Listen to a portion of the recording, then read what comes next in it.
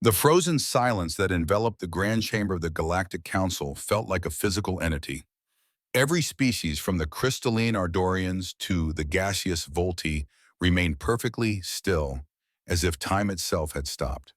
At the center of this cosmic tableau stood Jack Morrison, his weathered hands suspended in midair, the gravity of what he'd just done sinking into him like a stone dropped into a still pond. Even now, with disaster unfolding, his military training kept his expression neutral, but the rapid pulse at his temple betrayed him.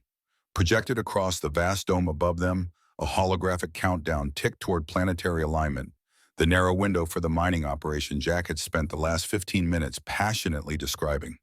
But nobody was watching the projection anymore. All eyes had shifted to the silver-furred figure standing rigid at the edge of the presentation platform, her 9 elegant tails now perfectly still, her amber eyes dilated to obsidian pools. Queen Seraphina of the Kitsune Empire, the most powerful ruler in the Eastern Quadrant, touched the base of her tails where Jack's hand had connected. A crimson flush spread across her vulpine features, visible even through her silver fur. Did he just... The Centurion ambassador's voice trailed off, 3 of his eye stalks pivoting for a better view. Ancestors preserve us, muttered the crystalline delegate, their facets dimming in secondhand embarrassment. Sarah Chen, Earth's cultural liaison, felt her stomach drop as her mind raced through the Kitsune database she'd memorized for precisely this reason, to prevent diplomatic incidents. Her face went pale when she found the reference. "Jack," she whispered urgently, "don't move." Jack Morrison had faced ambushes and desert storms, survived 3 tours in the Gulf War decades ago, and navigated the collapse of humanity's first Mars colony. But nothing in his 65 years had prepared him for this moment. The retired Navy SEAL, now working as a maintenance engineer for the interplanetary base in Houston, had been chosen for this diplomatic mission specifically because of his practical knowledge of mineral extraction and his adaptability qualities that had impressed even the aliens who typically dismissed humans as primitive newcomers to galactic society. "Your Majesty," Jack began, his voice steady despite the chaos erupting around him. "I sincerely apologize for the inadvertent contact. I was indicating the Andromeda sector on the projection and didn't realize you had moved into that space." Silence. Queen Seraphina's voice cut through the chamber with quiet authority, though those closest to her noticed the slight tremor beneath her regal tone. Her 9 silver tails had begun to sway in a pattern that caused several members of the Kitsune delegation to gasp audibly. One of them, an elderly advisor with 7 tails, actually fainted. Prime Minister Takeshi stepped forward, his 7 tails bristling with barely contained emotion. The elegant robes he wore seemed suddenly more imposing as he addressed Jack directly. "Human Morrison," he said, his voice carrying to every corner of the chamber. "Do you understand what you have done?" Jack maintained eye contact, and a habit drilled into him through decades of military service. "I made inappropriate physical contact," he answered, the directness of his response causing several delegates to murmur among themselves. Among the Kitsune, Takeshi announced, "To touch the tail base of an unmated royal is to declare your intent to court them. It is the most direct, bold, and traditional form of marriage proposal in our culture." The chamber erupted in a cacophony of translated exclamations. Jack's military discipline prevented him from visibly reacting, but his mind raced. The absurdity of the situation might have been amusing if it weren't potentially derailing humanity's most important galactic mining initiative, a project Earth desperately needed to address resource shortages back home. "Your Majesty," Sarah interjected quickly, stepping forward with practiced diplomatic grace. "My colleague had no knowledge of this custom. Humanity has no such tradition. This was purely accidental." Seraphina raised a clawed hand, instantly silencing the chamber. The Kitsune guards positioned around the room shifted almost imperceptibly, their hands moving closer to ceremonial weapons that everyone knew were anything but ceremonial. "The intent does not matter." Seraphina finally spoke, her voice strangely soft for a ruler whose empire spanned 17 star systems. She turned to face Jack fully, and he was struck by the sharp intelligence and calculation in her gaze. "What matters is the act itself and how one responds to it." A chill ran down Jack's spine. Throughout his decades of service, he developed a sixth sense for when situations were about to go catastrophically wrong. That sense was now screaming at him. Response. The word came out gruffer than he intended, years of military briefings, making his question sound more like a challenge. I could demand satisfaction through combat. Serafina continued, and Jack noticed her retractable claws extending slightly from her elegant fingers. For such a public display of either courtship or disrespect, blood would traditionally be required. The human delegation collectively held their breath. Earth's shaky position in the Galactic Council couldn't afford an incident of this magnitude. Jack had faced death many times, but the thought that his careless gesture might damage humanity's future made his chest tighten more than any personal danger ever had. Something shifted in the Fox Queen's expression. The predatory hardness softened, and something almost playful entered her features. The change was subtle, just a slight tilt of her head and a different pattern in her swaying tails, but it transformed her countenance entirely. I find myself curious, she said, studying Jack with new intensity. Curious, Jack repeated, feeling strangely like they were having a private conversation despite the hundreds of beings watching them. Serafina circled him slowly, her tail swaying in a hypnotic pattern that the more knowledgeable delegates recognized as indicating deep thought, a rare display of genuine consideration rather than political calculation. Humanity is still such a mystery to the Council, she said. You appear from nowhere barely unified as a species, yet you've survived conflicts that should have exterminated you. You laugh at death. You've weaponized stubbornness. Her voice carried no malice, only genuine fascination. And now one of you accidentally proposes marriage to me in front of the entire Galactic Council without even knowing what he was doing. She stopped directly in front of Jack, close enough that he could see the intricate patterns in her irises, concentric rings of amber and gold, that seemed to shift like living fire. The top of her head barely reached his shoulder, yet her presence filled the room. Tell me, Jack Morrison of Earth, she said, using his first name in a deliberate break from protocol that caused another ripple of murmurs. What would you do if I accepted your proposal? Sarah's diplomatic training triggered alarm bells. This was a test. The Fox Queen was known for her strategic brilliance. She was evaluating humanity's response to the unexpected probing for weakness or advantage. But Jack, with his decades of combat experience, didn't think strategically in the way politicians did. He thought honestly, assessing situations as they were, rather than as he wished them to be, a quality that had kept him and his teams alive through years of combat. Your Majesty, he said, meeting her gaze directly, something that made several Kitsune delegates gasp at his audacity. I'd probably panic for a few minutes, then I'd figure it out. The corner of his mouth turned up slightly. That's what humans do. We stumble into impossible situations completely unprepared, we freak out, and then somehow we muddle through anyway. It's basically our species' defining characteristic. A sound escaped Serafina's throat. It took Jack a moment to realize she was laughing, a melodic sound that reminded him of wind chimes in a summer breeze. You're either the bravest human I've met or the most foolish, she said, genuine amusement warming her voice. I haven't decided which. Probably both, Sarah muttered beside him. Despite the tension, several delegates chuckled, the sound rippling through translation devices in a dissonant chorus. Serafina's expression grew thoughtful, her tail settling into a steady rhythmic sway that Jack would later learn indicated a decision had been reached. The chamber grew silent again, even the normally restless delegates sensing the weight of the moment. Very well, Jack Morrison, she said. I will not demand combat satisfaction. Relief flooded through the human delegation, but it was short-lived. Instead, I propose an alternative. Her eyes gleamed with something Jack couldn't quite interpret. You will serve as cultural liaison to the Kitsune Empire for 1 standard year. You will learn our ways, understand our customs, and perhaps teach us about your inexplicable human resilience in return. The implications weren't lost on anyone. The Kitsune Empire had been isolationist for centuries, allowing only the most restrictive trade agreements and minimal diplomatic contact. This was an unprecedented opening of relations, a potential intelligence and technological goldmine for Earth. But it also meant Jack would be essentially living in the heart of the most secretive major power in the galaxy. And at the end of that year, Jack asked, surprising himself with his own boldness. Serafina's smile was enigmatic, her tail swaying in a pattern that made the Kitsune delegation whisper excitedly to one another. We shall see if your accidental proposal becomes intentional. After all, among my people, the most legendary romances begin with chaos.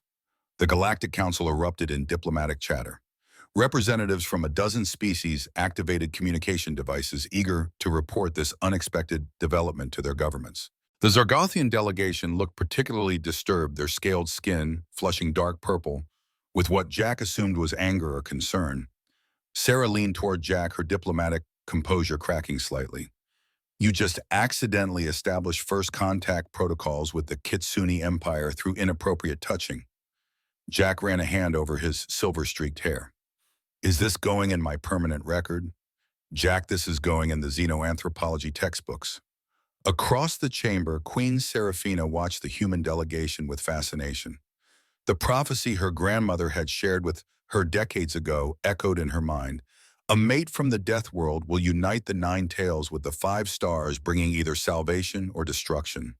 She touched her tail base absently where his hand had connected and wondered if this graying human with honest eyes could possibly be the one the seers had foretold. 3 days later, Jack Morrison stood in his sparse Houston apartment, staring at the small collection of possessions he'd accumulated in his post-military life. After decades of deployments, he'd never developed the civilian habit of collecting things.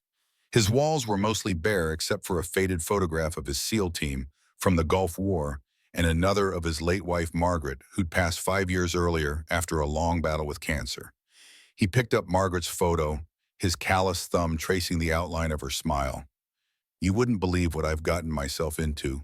This time, Maggie, he said softly. In the picture, she was laughing, her head thrown back in the Texas sunshine.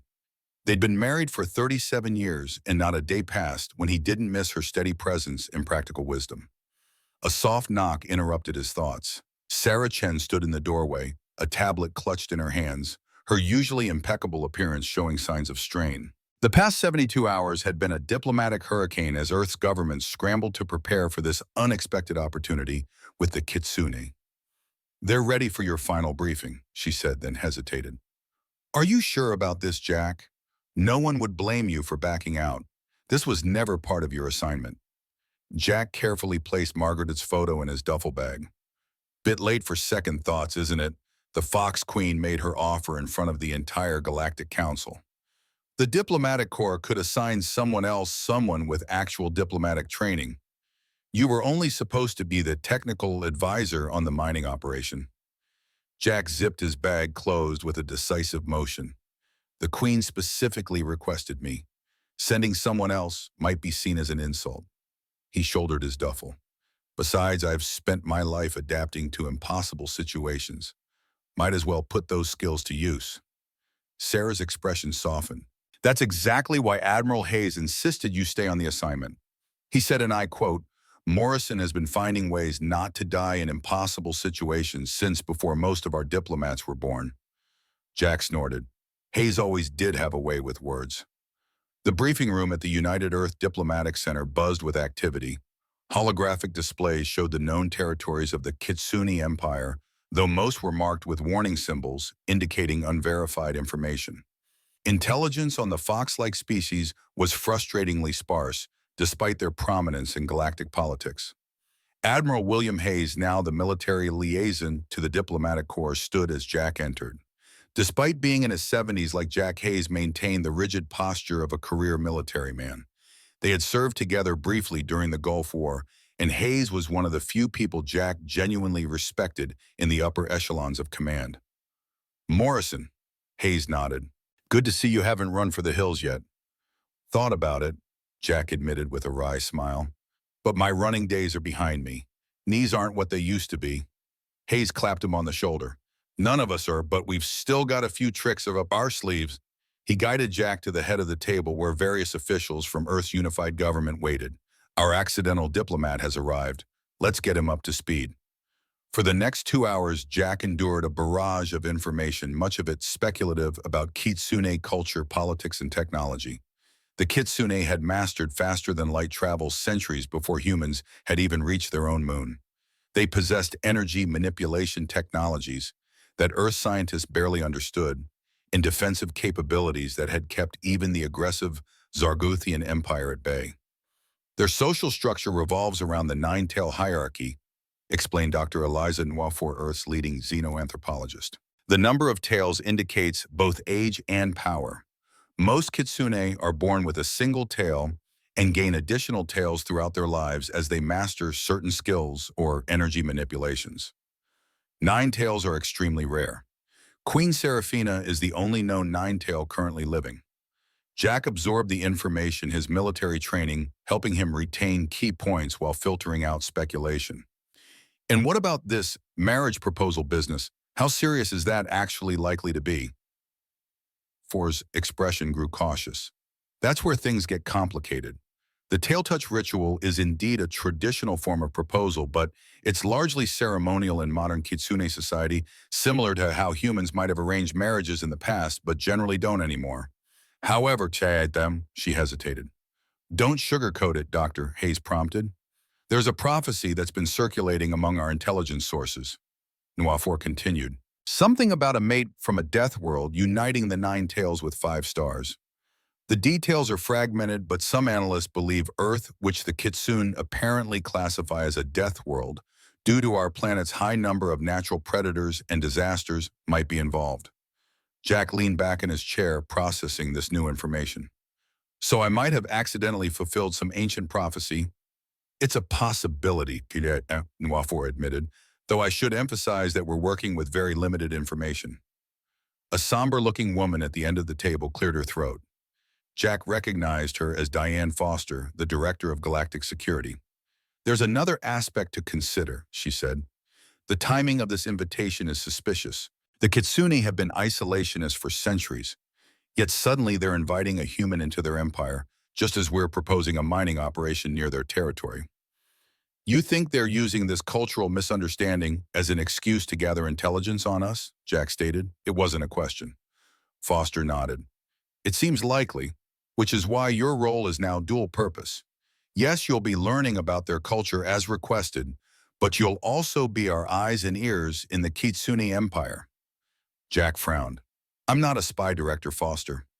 We're not asking you to be one, Hayes interjected, just to keep your eyes open and report back on anything that might be relevant to Earth's security.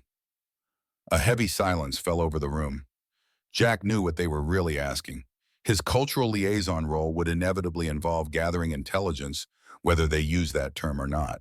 He'd be representing Earth in a potential enemy territory with minimal backup and questionable diplomatic protection. One more thing, Foster added, sliding a small metallic disc across the table. This is a subcutaneous emergency beacon. If implanted, it will allow us to track your location and potentially extract you if things go south. It's undetectable by most known scanning technologies.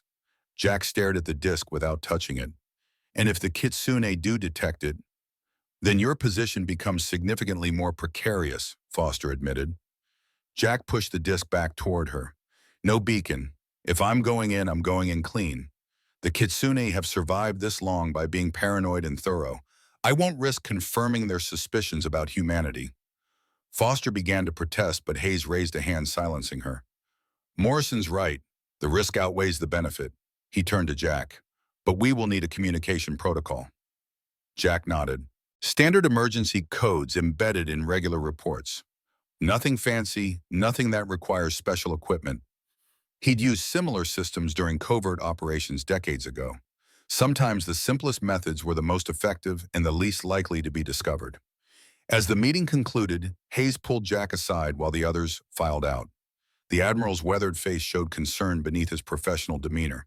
Be careful out there, Jack. The Kitsune might look like cuddly fox people to some of our younger staff, but they've maintained their empire through millennia of cutthroat politics and technological superiority. I'm aware, Jack said simply. Hayes studied him for a moment. Margaret would be proud of what you're doing. Jack's expression remained neutral, but his eyes reflected momentary pain at the mention of his late wife. She'd probably laugh herself sick about how I got into this mess, then tell me to stop feeling sorry for myself and get on with it. Hayes chuckled. Sounds like her. He extended his hand. Good luck, Jack.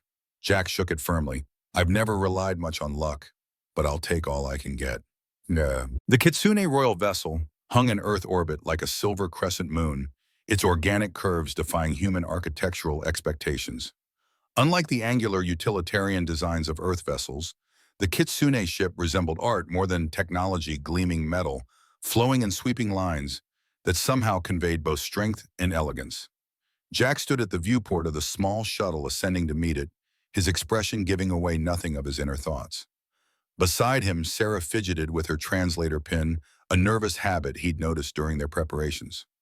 Remember, maintain eye contact, but don't stare directly at their tails. It's considered intrusive, she reminded him for the third time. And never touch anything without permission, especially in the royal quarters. I think I've got the no touching rule permanently engraved in my brain after what happened at the council, Jack replied dryly. The shuttle docked with barely a tremor, Kitsune technology at work. As the airlock cycled, Jack straightened his simple but formal attire. Earth's diplomatic corps had wanted to dress him in elaborate, official garments, but he had insisted on something practical that wouldn't restrict his movement. The compromise was a navy blue tunic with minimal Earth insignia, paired with durable black pants and boots. At 65, Jack had earned the right to prioritize comfort over appearance.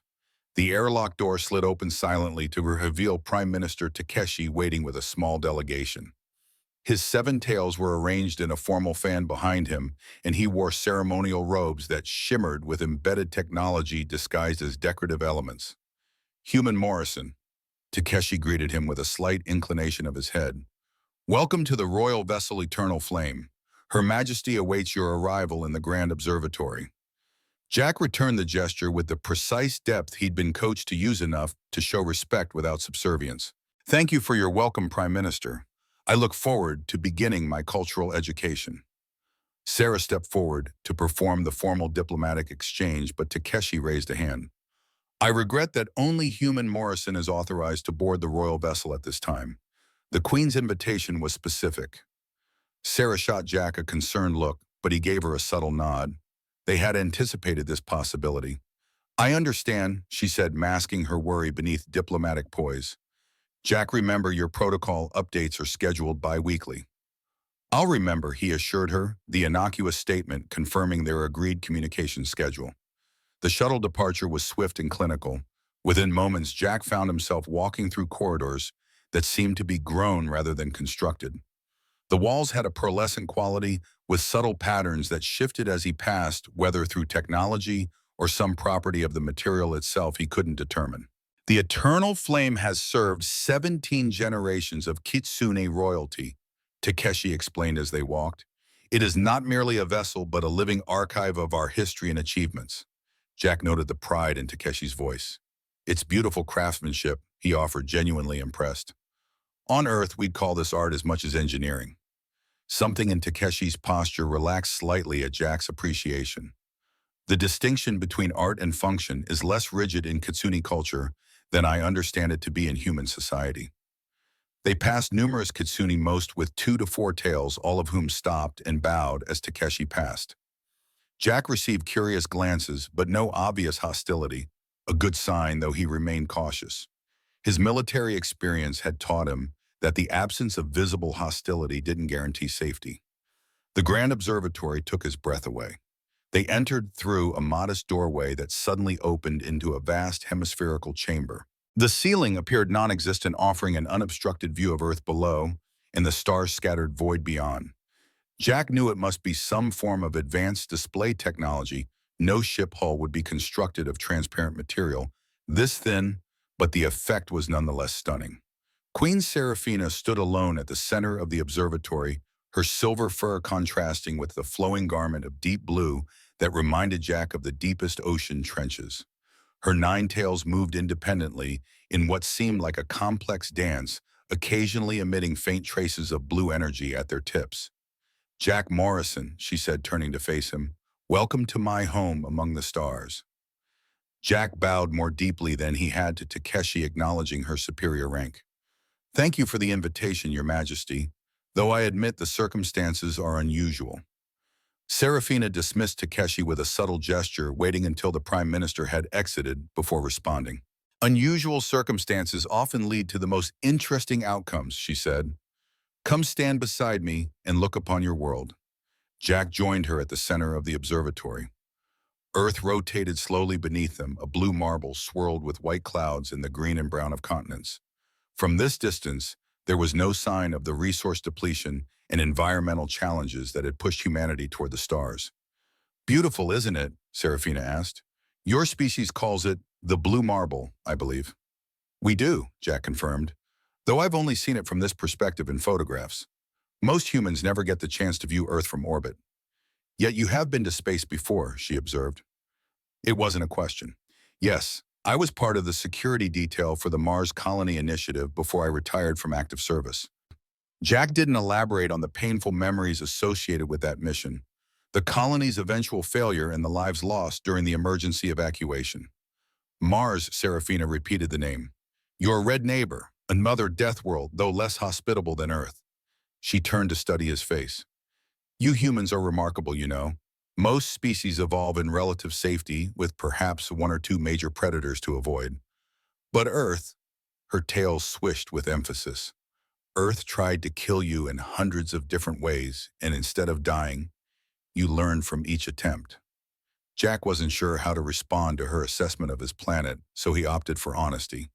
We never really thought about it that way. We just did what we needed to survive. Precisely, Serafina said, her amber eyes gleaming. And that is why I find your species so fascinating. That is why when you accidentally engaged in our most sacred proposal ritual, I chose to accept rather than demand the traditional blood price. Jack felt a chill at her casual mention of a blood price, but kept his expression neutral. About that ritual, Your Majesty, you may call me Serafina when we are in private, she interrupted. If you are to learn our ways, we must move beyond some formalities. Serafina, Jack corrected himself, finding the name strange on his tongue. I want to be clear about the nature of this arrangement.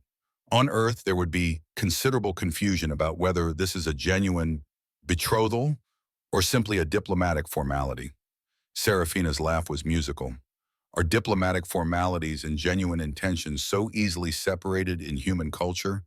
How convenient. She stepped closer to him, close enough that he could feel the unusual heat radiating from her body. Kitsune apparently ran several degrees warmer than humans.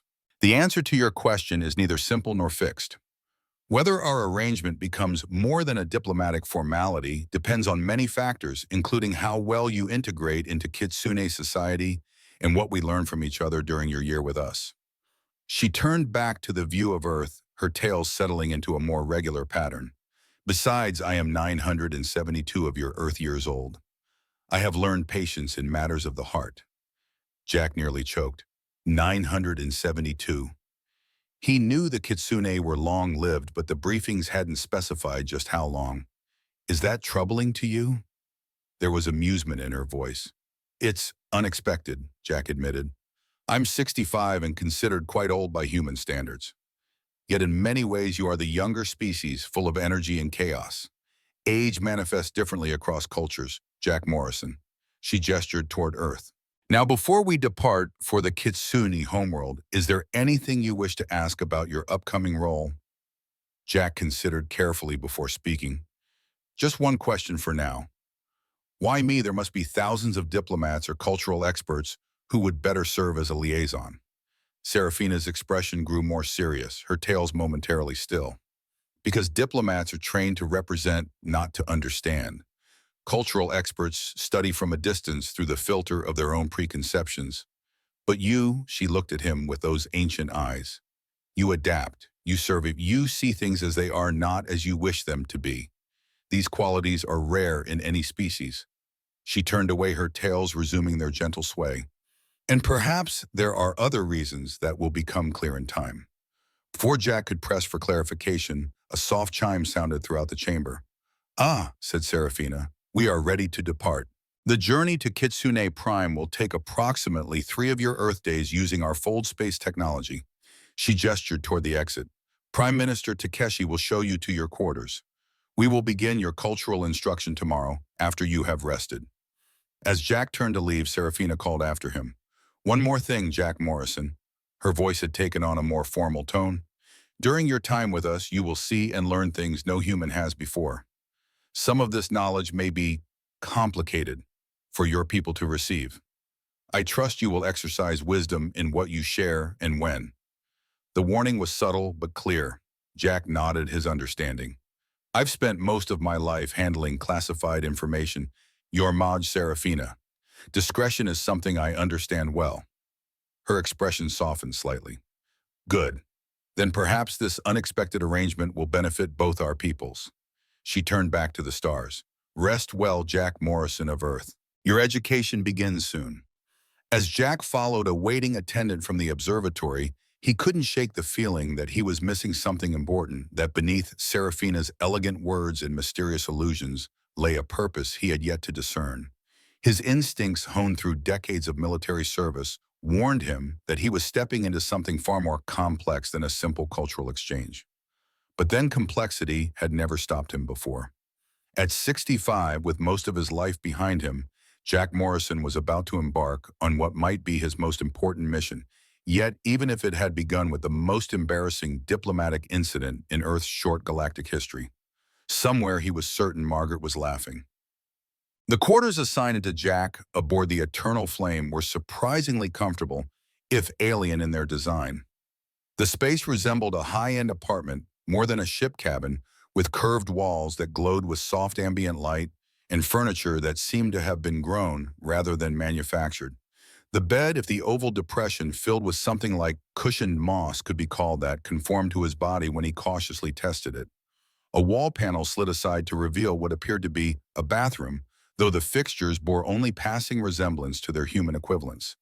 Jack spent several minutes figuring out the washing facility, which used some form of sonics rather than water. After cleaning up and changing into more comfortable attire provided in the quarters, he explored the rest of the space. A desk-like surface held what he recognized as a data terminal, though it lacked any visible controls. When he approached it, illuminated displaying Kitsune script that flowed across the surface like liquid silver. Moments later, the text shifted to English. Biometric profile registered, announced a melodic voice from nowhere in particular. Welcome, honored guest Morrison. This terminal has been adapted for human physiology and linguistic patterns. You may access permitted information archives and communication functions through verbal or tactile interaction.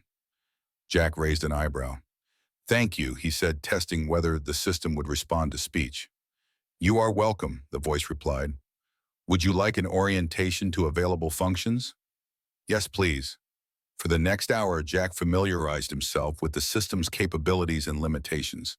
He could access an impressive array of information about Kitsune history, culture, and basic science, though he noted that anything related to advanced technology or military capabilities was conspicuously absent. The communication functions were limited to internal ship messaging, with no option to contact Earth directly. This matched what he'd been told to expect. His communication with Earth would be through official channels only at scheduled intervals. After exploring the terminal, Jack retrieved a small notebook and pen from his bag, analog technology that would raise fewer security concerns than any electronic device he might have brought. He made careful notes about his initial observations, focusing on cultural details that might be useful in the days ahead. A soft chime interrupted his work. Honored guest Morrison, announced the same melodic voice from before. First advisor Yuki requests permission to enter. Jack closed his notebook and stood. Permission granted. The door slid open to reveal a female kitsune with 5 silver-tipped tails.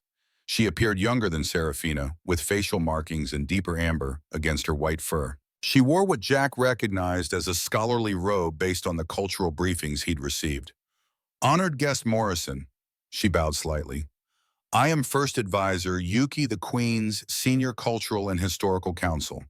Her Majesty has assigned me to begin your orientation to Kitsune culture and protocol. Jack returned the bow at precisely the angle he'd been taught appropriate for acknowledging someone of high rank but not royalty. I appreciate your assistance, First Advisor. Please call me Jack. Yuki's expression remained neutral, but her tail swayed in what Jack was beginning to recognize as a sign of interest or curiosity. Very well, Jack. She seemed to test the name, finding it strange but acceptable. May I enter? Jack gestured welcomingly. Of course. Yuki moved with the fluid grace characteristic of the kitsune, taking a seat in one of the curved chairs that seemed to adjust its shape slightly to accommodate her tails. Jack sat across from her, waiting attentively.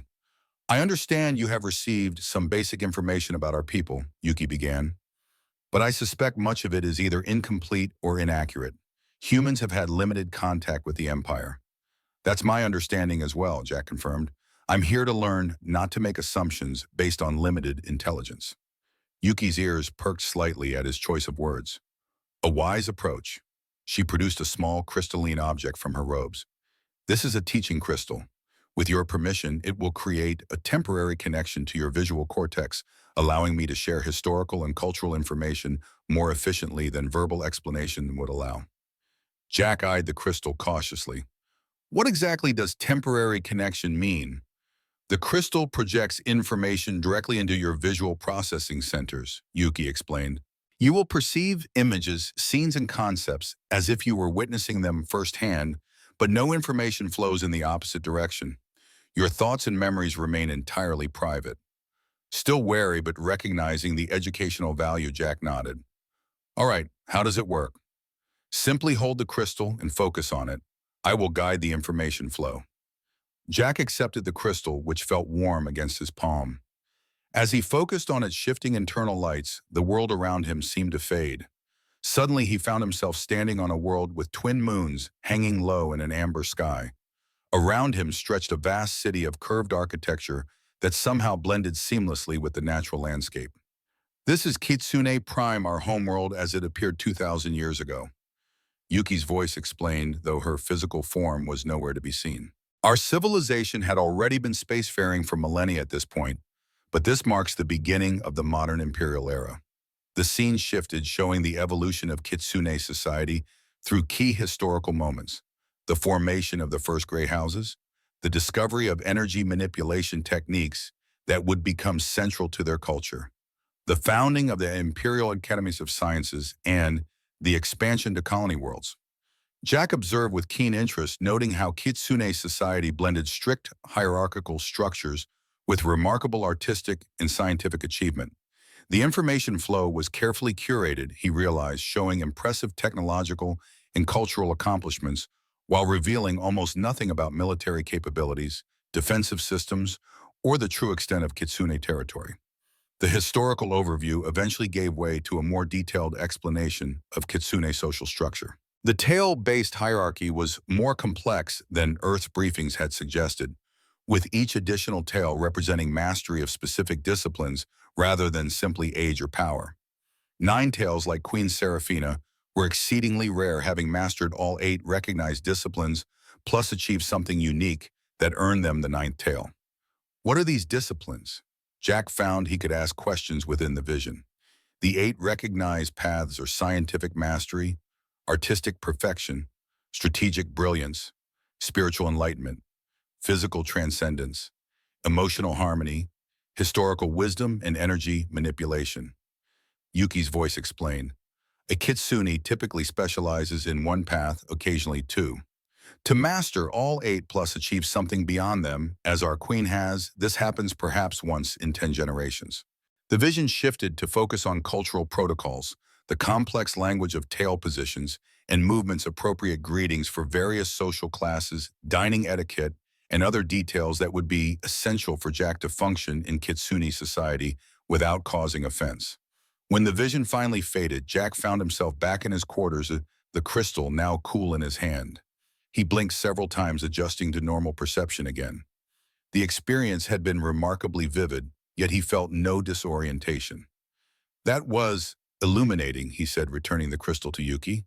It is but the beginning of your education, she replied, tucking the crystal away. We will continue with daily sessions throughout our journey to Kitsune Prime. Her Majesty has instructed that you are to be given a thorough grounding in our ways before we arrive. Jack nodded his understanding. I noticed the information focused primarily on culture and history, with limited details on current politics or military matters. Yuki's tail stiffened slightly, a reaction Jack now understood indicated mild surprise or wariness. Such matters are typically not shared with outsiders until they have demonstrated a deep understanding of our cultural context, she said carefully. Without that foundation, misinterpretations could occur. a diplomatic way of saying they didn't trust him yet, which was entirely reasonable from their perspective. That makes sense, Jack acknowledged. I have a long way to go before I can claim any real understanding of Kitsune society. Yuki seemed to relax slightly. Your awareness of your limitations is refreshing. Many species approach cultural exchange with unwarranted confidence in their comprehension. In my experience, overconfidence gets people killed, Jack said simply. Better to acknowledge what you don't know and learn from those who do. A philosophy that has served you well in your military career, I imagine. Yuki rose gracefully. Rest now. Tomorrow's lessons will be more intensive, focusing on court protocols you will need when we reach the homeworld. Jack stood as well. Thank you for your guidance, First Advisor. After Yuki departed, Jack returned to his notebook recording key insights while they remained fresh in his mind. The Kitsune were being careful about what information they shared, but even their curated presentation revealed valuable insights about their values and social structures. As he wrote, a subtle vibration ran through the ship. Looking up, he noticed the stars visible through a small viewport were stretching into lines of light. They had entered fold space, beginning the journey to Kitsune Prime. Jack closed his notebook and stared at the streaking stars. What had started as a simple, technical advisory role for a mining operation had transformed into something far more complex and potentially far more important. Earth needed resources, yes, but even more it needed allies or at least non-enemies among the established galactic powers. And Jack Morrison, retired Navy SEAL and accidental diplomat, now found himself at the center of humanity's most significant first contact opportunity. All because he'd turned too quickly during a presentation and touched the wrong spot on an alien queen. Life, he reflected with grim amusement, never did care much for carefully laid plans. The Kitsune Imperial Palace sprawled across the foothills of Mount Inari like a living organism, its curved architecture flowing with the natural landscape rather than imposing upon it. Jack Morrison stood at the railing of his assigned balcony, watching the twin moons rise above the horizon. 3 weeks had passed since his arrival on Kitsune Prime, and each day had been more demanding than the last.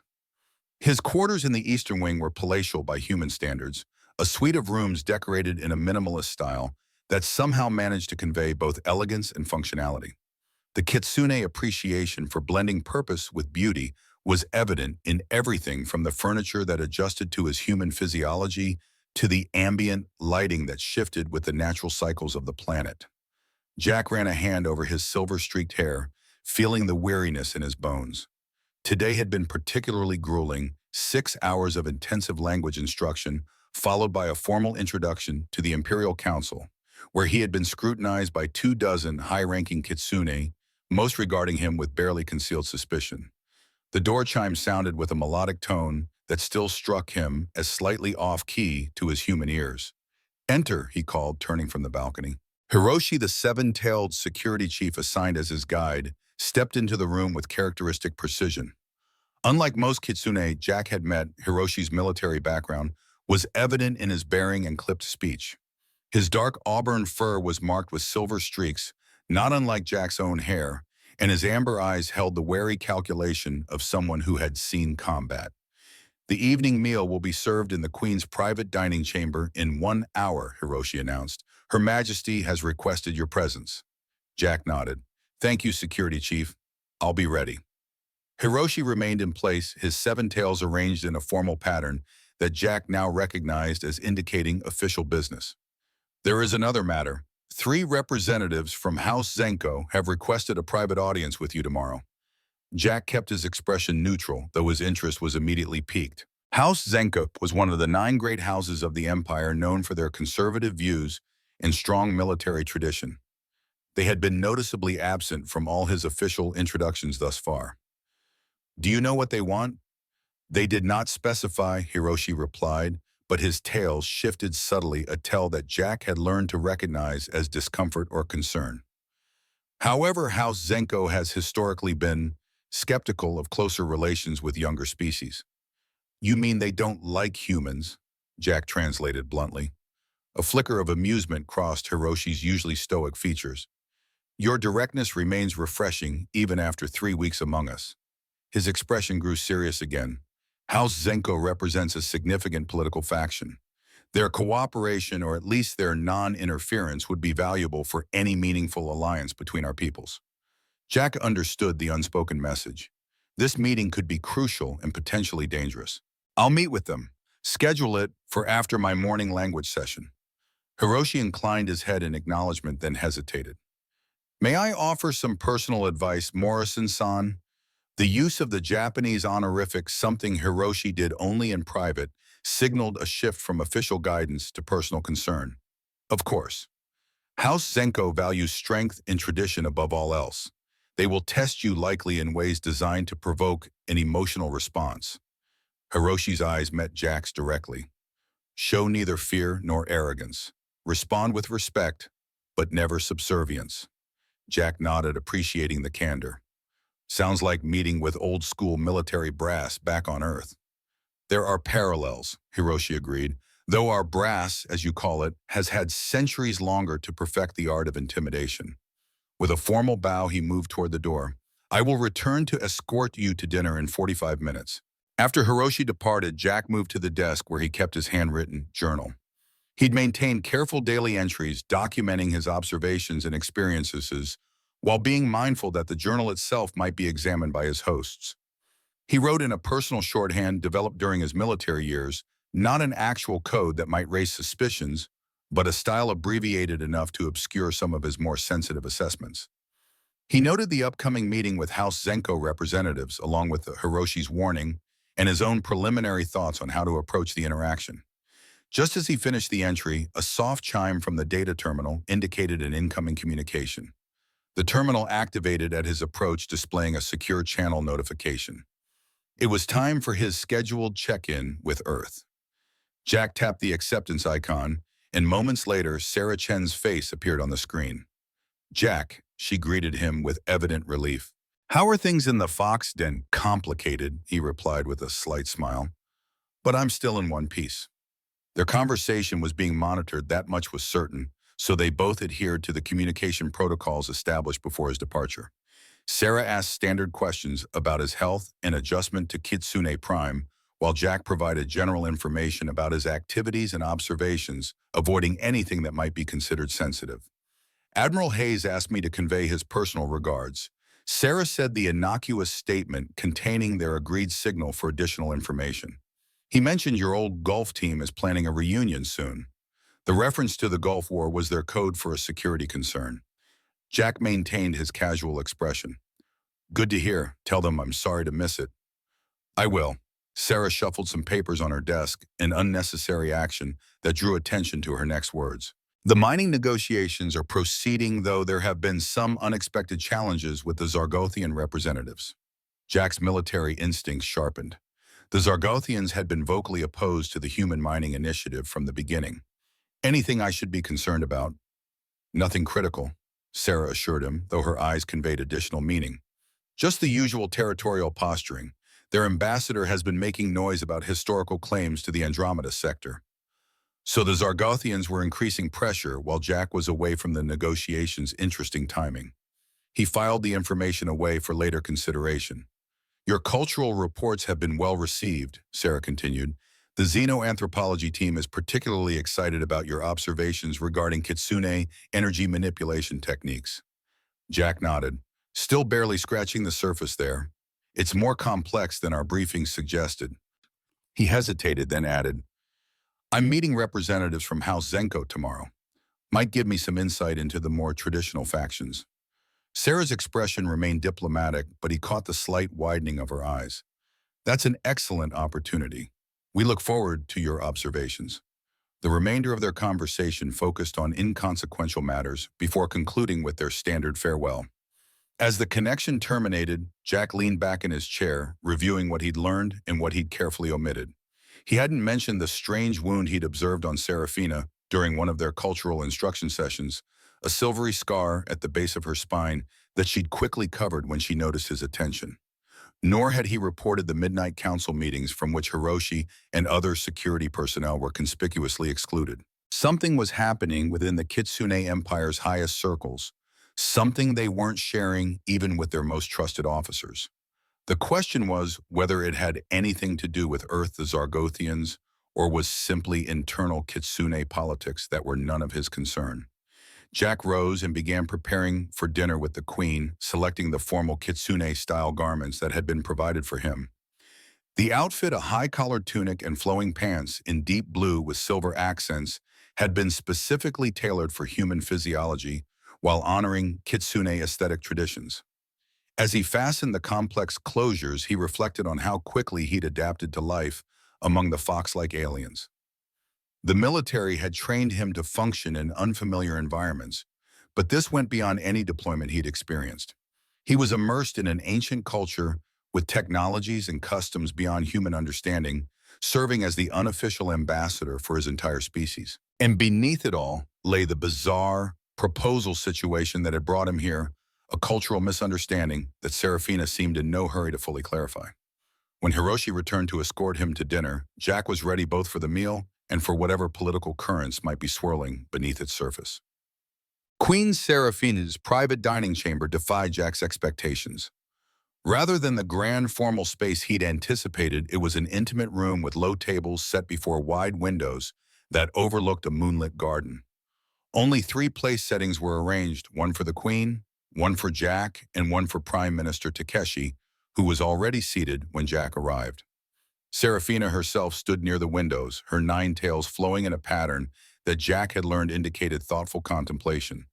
She wore simpler attire than during official functions, still clearly royal in quality, but without the ceremonial elements that normally adorned her. "Jack Morrison," she greeted him, turning as he entered. "Thank you for joining us this evening." Jack bowed with practiced precision.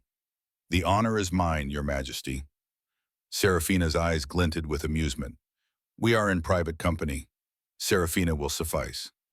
She gestured for him to take a seat across from Takeshi, then settled gracefully at the head of the low table. No servants were present, unusual for a royal meal, Jack noted. Whatever they would be discussing, Serafina wanted it contained to just the 3 of them. The meal began with a ritual tea service that Jack had learned was standard for intimate kitsune gatherings. As Takeshi performed the precise movements, Jack maintained respectful silence, waiting for the queen to indicate when conversation should begin. After the tea ritual concluded, Serafina took a small sip from her cup and fixed Jack with a direct gaze. "You have adjusted well to our customs in a remarkably short time." "I've had excellent teachers," Jack replied, inclining his head toward Takeshi. "Indeed," Serafina agreed, "and yet I sense there are questions you have refrained from asking, things you have observed but not commented upon." Jack met her gaze steadily. "I'm a guest in your empire. It would be presumptuous to demand explanations for things I don't yet understand." "Diplomatic almost."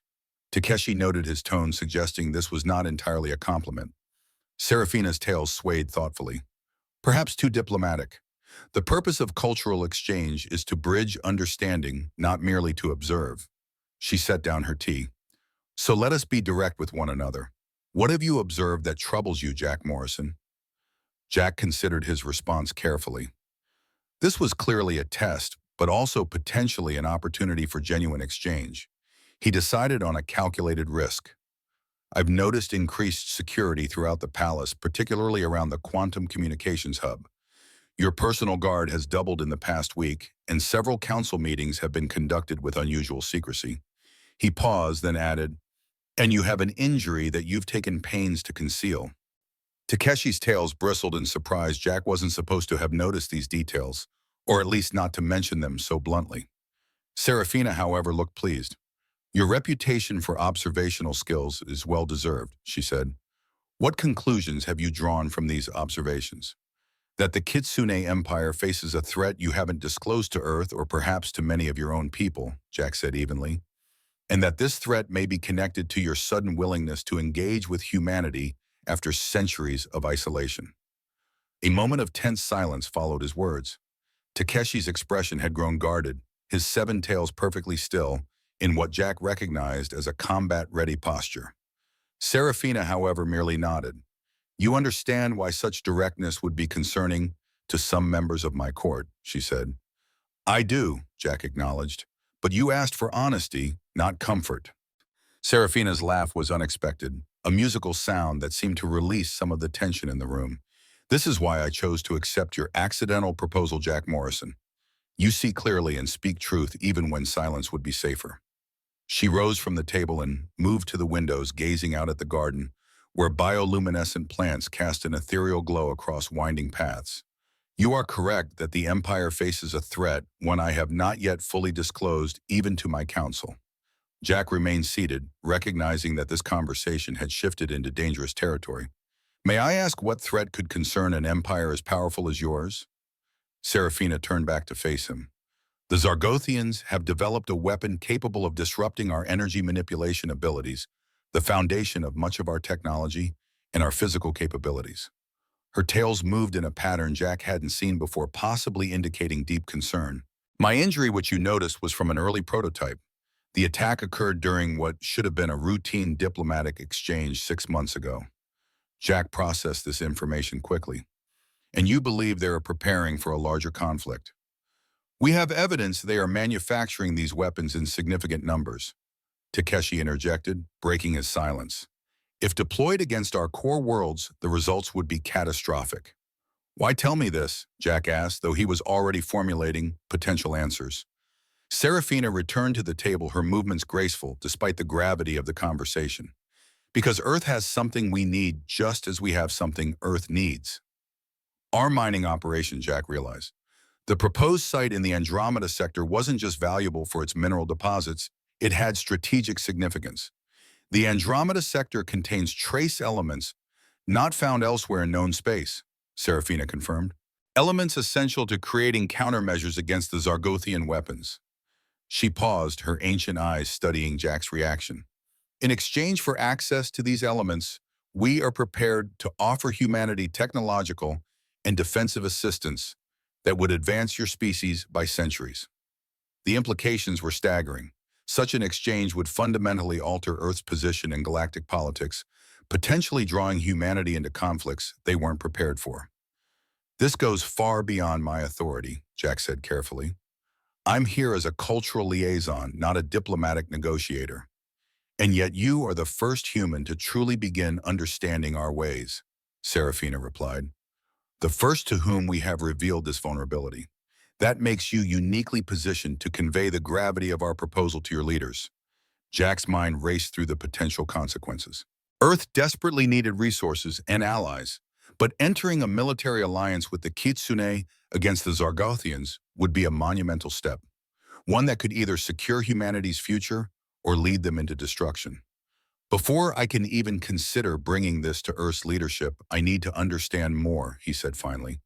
The full nature of the threat, the specific terms of any alliance, and the immediate risks to both our peoples. A reasonable request, Takeshi acknowledged, though his expression remained cautious.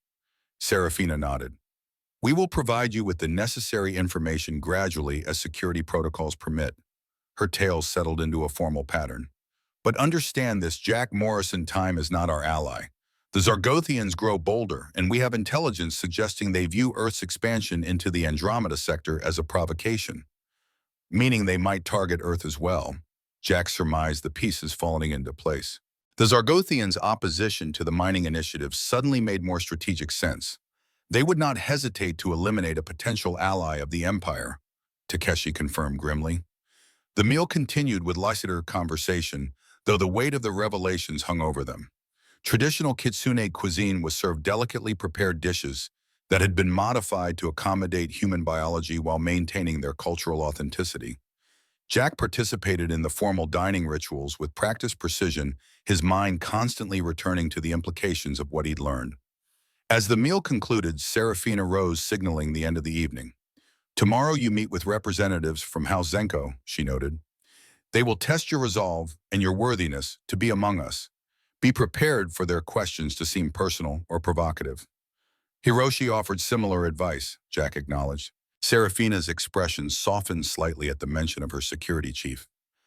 Hiroshi has served the throne loyally for over 2 centuries. His counsel is worth heeding.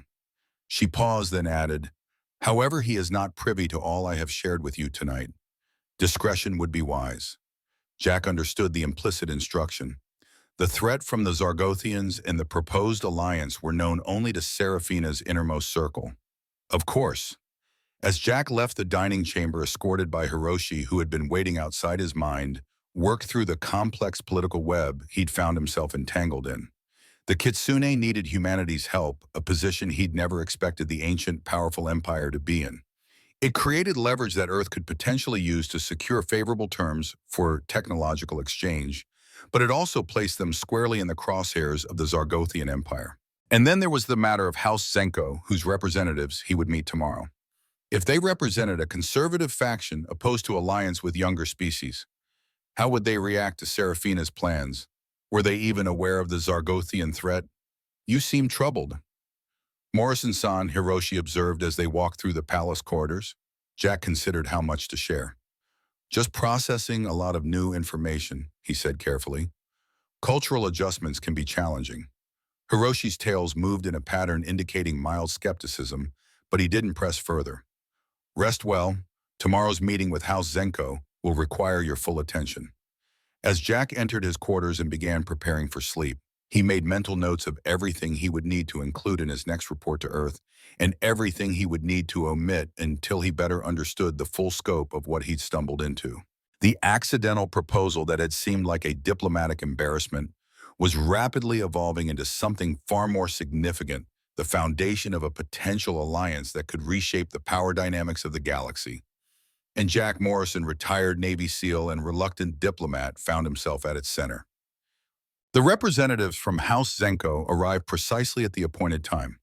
Jack waited in one of the palace's formal reception rooms, standing near a window that overlooked the capital city stretching toward the horizon. He wore his Earth uniform rather than kitsune garments, a deliberate choice to emphasize his role as a representative of humanity rather than an assimilated guest. Hiroshi announced the visitors with formal kitsune protocol, then stepped aside as three figures entered the room. Their appearance immediately set them apart from the kitsune Jack had met thus far. Where most palace residents favored flowing garments and subtle colors, the Zenko representatives wore structured attire with distinctive military elements, high collars, ceremonial armor plates, and sashes denoting rank and accomplishment. The leader of the delegation was immediately apparent, a male kitsune with 6 tails arranged in a rigid formation that spoke of strict self-control. His fur was deep russet with silver markings around his eyes that gave him a perpetually stern expression. "I am General Raiden of House Zenko," he announced without preamble. "These are my associates, Commander Kaze and Senior Strategist Yama." He gestured to the 4-tailed and 5-tailed kitsune, flanking him, who inclined their heads slightly but maintained vigilant postures. Jack bowed at precisely the angle appropriate for greeting high-ranking officials who were neither royalty nor direct governmental authorities. "General Raiden, I am honored by your visit. I am Jack Morrison, Cultural Liaison from Earth." "Cultural Liaison," Raiden repeated, his tone making clear his skepticism of the title. "A curiously domestic role for a man with your military background." So they had done their research. Jack wasn't surprised House Zenko's military connections would give them access to whatever information the kitsune had gathered about Earth's representatives. "My current role serves the interests of both our peoples," Jack replied neutrally. "Understanding precedes meaningful cooperation." Raiden's tail shifted subtly, a sign of mild approval, though his expression remained stern. "Direct? Good. Let us dispense with diplomatic niceties." He moved further into the room, his gaze sharp and evaluating. "House Zenko has concerns about the Queen's unorthodox approach to your presence here." Jack maintained a neutral expression. "I imagine my arrival was unexpected given the circumstances." "The circumstances," Commander Kazi interjected, her tone colder than Raiden's. "Being that you physically accosted our queen and then were rewarded with unprecedented access to the Empire." "I believe accosted mischaracterizes what was clearly acknowledged as an accidental contact," Jack replied calmly. "As for my presence here, I serve at Her Majesty's pleasure and follow the protocols established for my role." Strategist Yama, who had remained silent until now, stepped forward. Unlike his companions, his expression held curiosity rather than hostility. "Tell us, Morrison-san, what do you believe is the true purpose of your assignment here?" The question was a trap designed to either reveal ignorance or prompt him to overstate his importance. Jack chose his words carefully. "My purpose is threefold," he answered. To learn about Kitsune culture and traditions to represent humanity's values and capabilities accurately, and to identify areas where our peoples might benefit from closer cooperation. Diplomatic platitudes. General Raiden dismissed with a flick of his tails. What we seek to understand is why you specifically were chosen for this role and what Queen Seraphina hopes to gain from this unprecedented outreach to a species barely 5 years into galactic citizenship. Jack met the general's gaze directly. Perhaps those questions would be better directed to Her Majesty. We have directed such questions to the throne. Raiden confirmed his tone, suggesting the answers had been unsatisfactory. Now we seek your perspective. Jack recognized the technique cross-referencing statements to identify inconsistencies. He'd used similar approaches during military interrogations. But this wasn't an interrogation, at least not officially, and he wasn't required to play by their rules. My perspective is limited by my experience, he said, shifting the dynamic. I'd be more interested in understanding House Zenko's concerns regarding Earth-Kitsune relations. Your house has a distinguished military tradition, I understand. Perhaps you see strategic considerations I'm not aware of. The subtle redirection caught Raiden off guard. Jack had acknowledged the general's authority in military matters, while gently pressing for specific concerns rather than vague insinuations. House Zenko has served as the Empire's shield for millennia, Raiden stated, pride evident in his voice. We have fought the Zargothians across 17 systems, repelled the Voidborn incursion during the Dark Century, and maintained the security protocols that have kept our core world safe for generations. His tails arranged themselves in a pattern indicating deep conviction. Our concern is that hasty alliances with unproven species risk the stability we have sacrificed to maintain.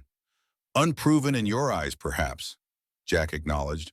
Though humanity has survived challenges that might surprise you, we evolved on what you classify as a death world after all. Physical resilience is not the same as cultural reliability, Commander Casey noted sharply. True, Jack conceded, though I would argue that a species' response to existential threats reveals much about their core values. Strategist Yama's tails moved in a pattern indicating intellectual interest. An intriguing perspective.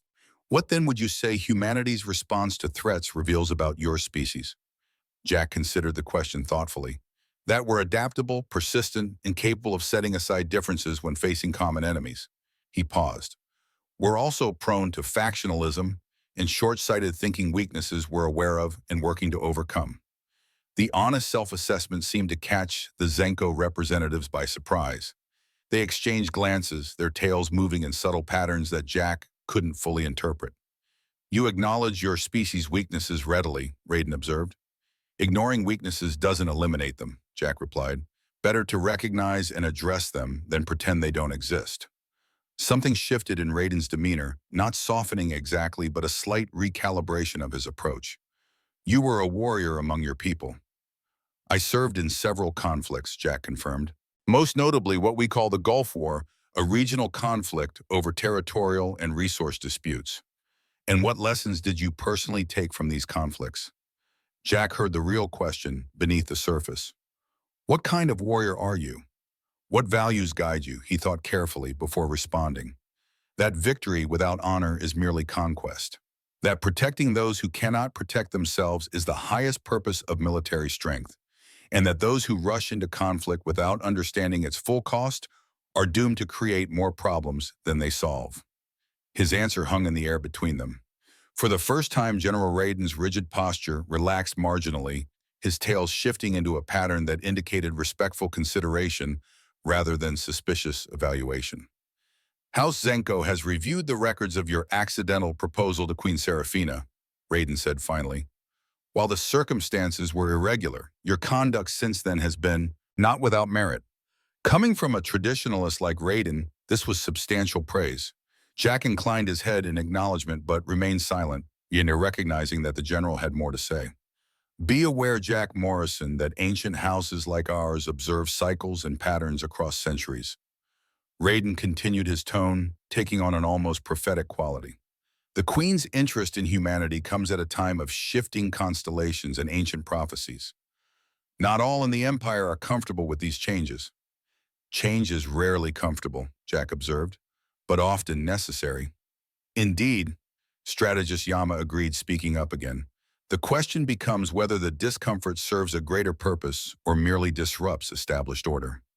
The conversation continued for another half hour, moving through topics ranging from Earth's military structure to Jack's personal combat experiences. Throughout, he maintained a balance between respectful engagement and quiet confidence, neither deferring unnecessarily nor challenging inappropriately. As the meeting concluded, General Raiden offered a formal bow, slightly deeper than protocol required, Jack noted with interest. "You are not what we expected, Jack Morrison," Raiden said. "House Zenko will be watching your progress with interest." After the delegation departed, Hiroshi returned to escort Jack to his next scheduled activity. The security chief's tales betrayed his curiosity, though he maintained a professional demeanor. "The meeting went well," he inquired as they walked through the palace corridors. "Better than anticipated," Jack replied, "though I'm not entirely sure what they were looking for." Hiroshi's expression remained neutral, but his tales shifted in a pattern indicating mild amusement. "House Zenko rarely reveals its true objectives directly. That General Vaden led the delegation personally indicates your position here is considered more significant than many realize." Jack filed that information away for later consideration. "They mentioned ancient prophecies and shifting constellations. Any idea what that refers to?" A flicker of surprise crossed Hiroshi's features before he composed himself. "Kitsune culture has many traditional prophecies and astronomical alignments of significance. House Zenko, being traditionalist, places more emphasis on such things than most."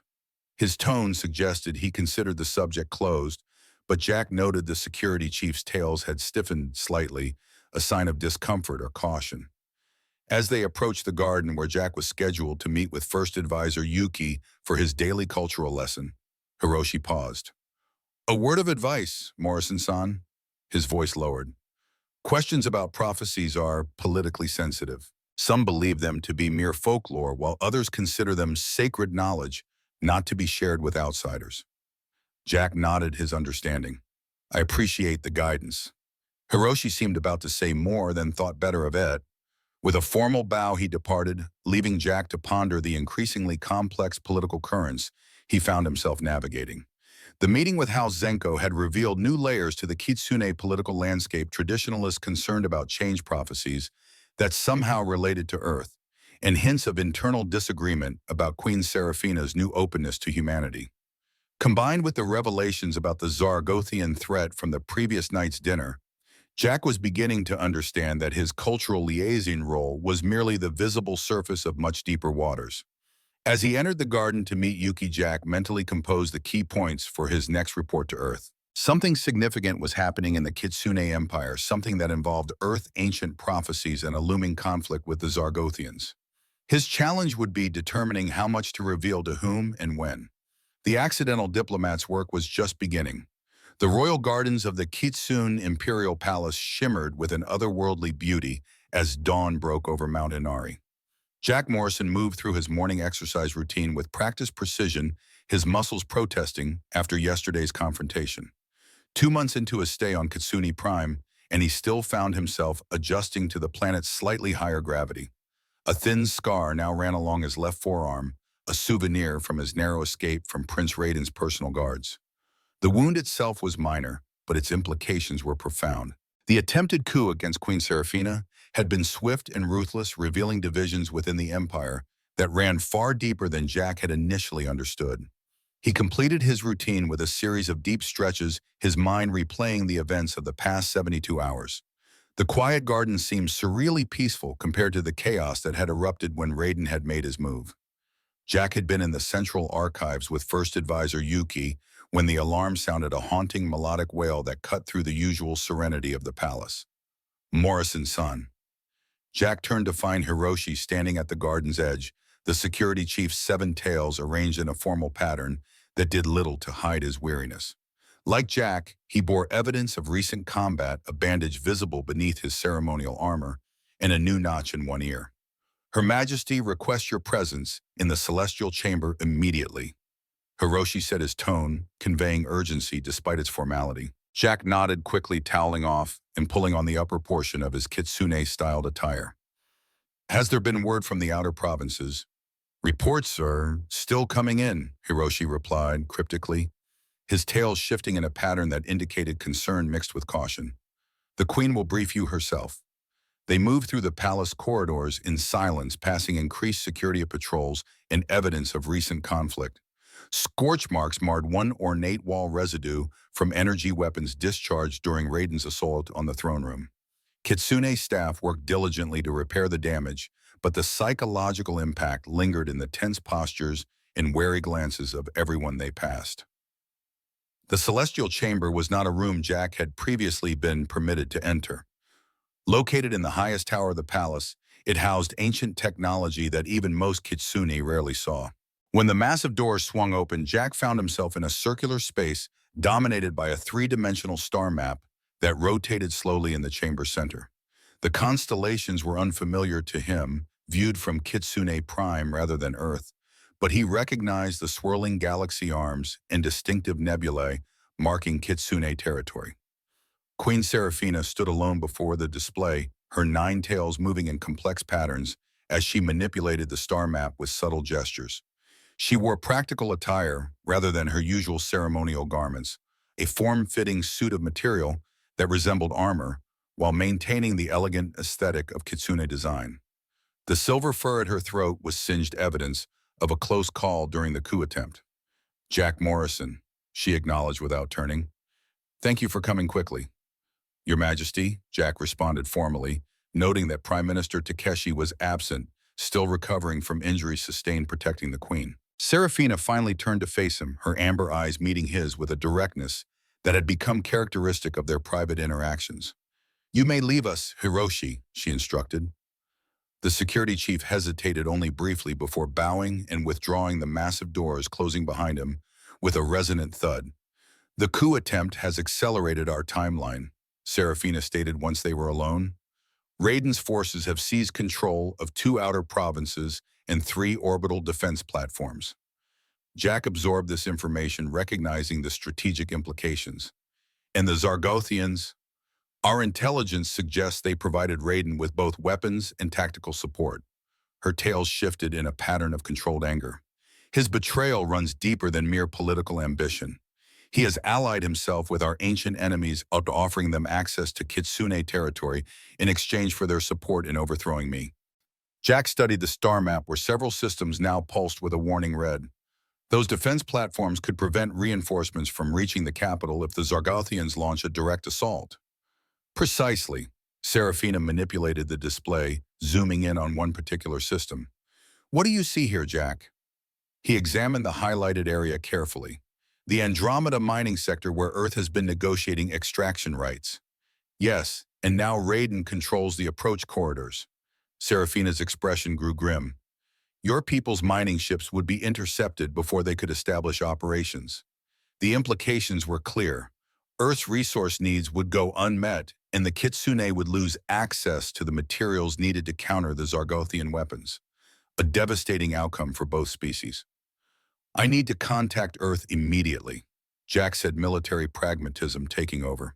"They need to be warned about the changed situation." "While communications have been compromised," Seraphina replied. "Raiden's forces have taken control of 3 relay stations. Any transmission to Earth would be intercepted and potentially altered." Jack processed this new complication. "Then we need a more direct approach. A secure courier or bantum. There is another option."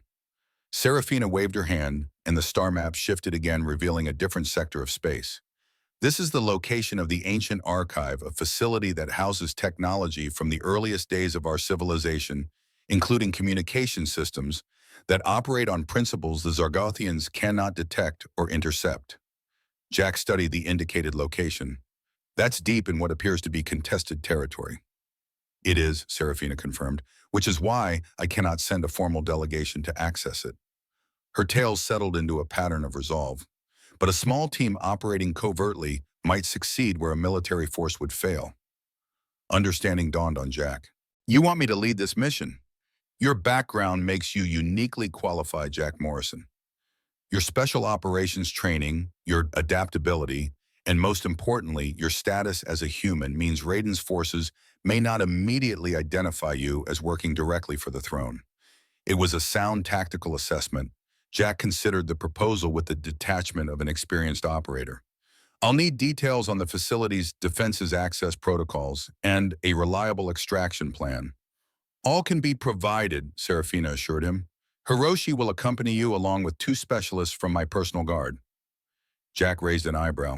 You trust Hiroshi that completely? After discovering Raiden's betrayal, I'd think trust would be in short supply. Hiroshi has served the throne for over 2 centuries, Serafina replied. He had multiple opportunities to join Raiden's conspiracy and refused each time. Furthermore, her tails moved in a pattern Jack recognized as indicating personal significance.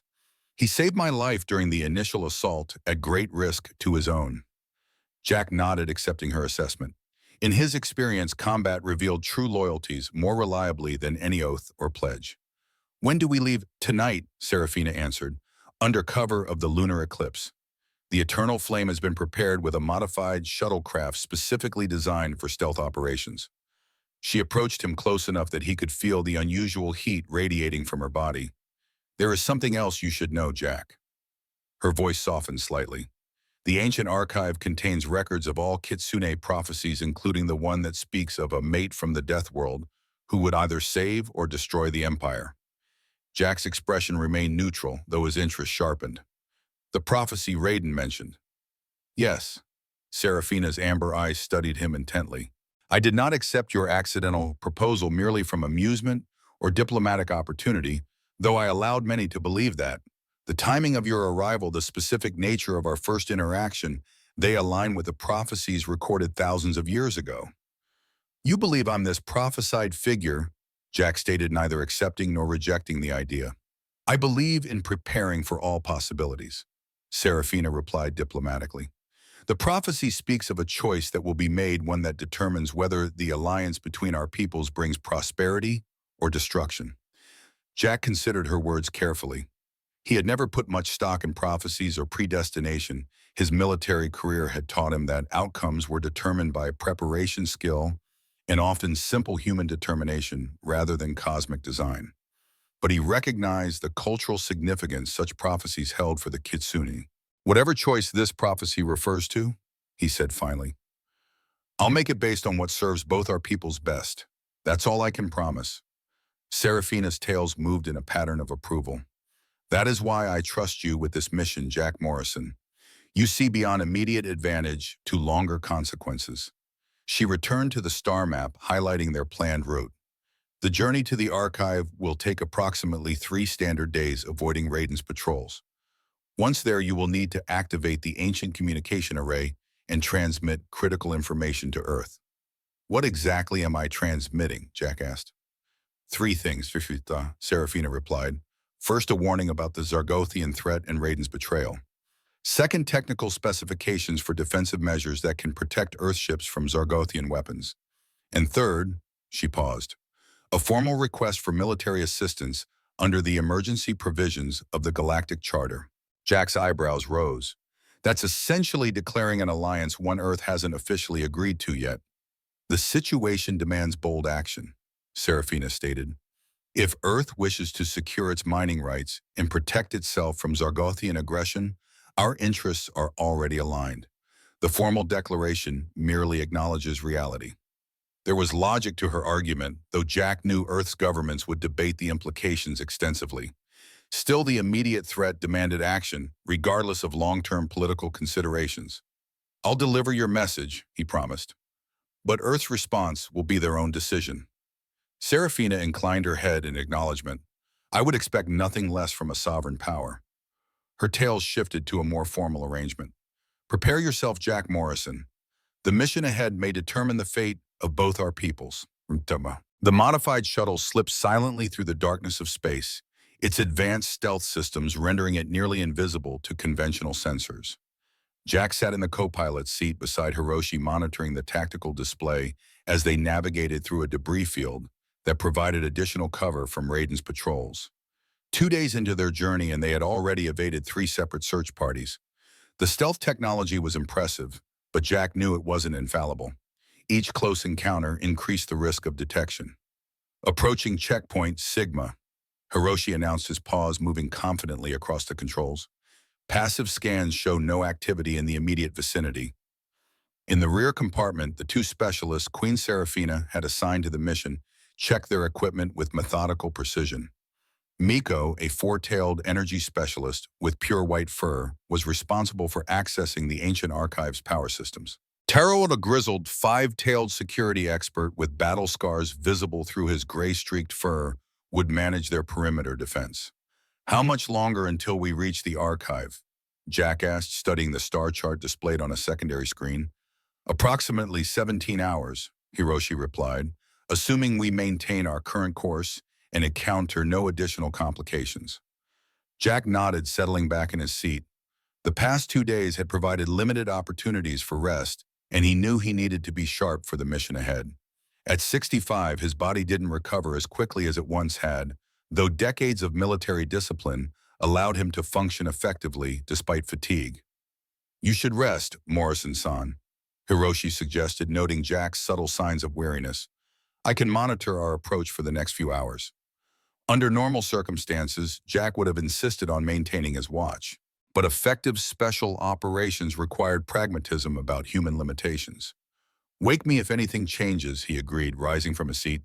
He moved to the small rest compartment at the shuttle's rear, lying down on the narrow bunk. As he closed his eyes, his mind continued processing the mission parameters, identifying potential failure points and contingency options. The ancient archive itself presented the greatest unknown. According to the briefing material Seraphina had provided, the facility predated modern Kitsune civilization built during what they called the first expansion nearly 15,000 years ago. Much of its technology was considered legendary even among the Kitsune themselves, preserved but not fully understood by current generations. Jack's tactical mind recognized both opportunity and danger in this uncertainty.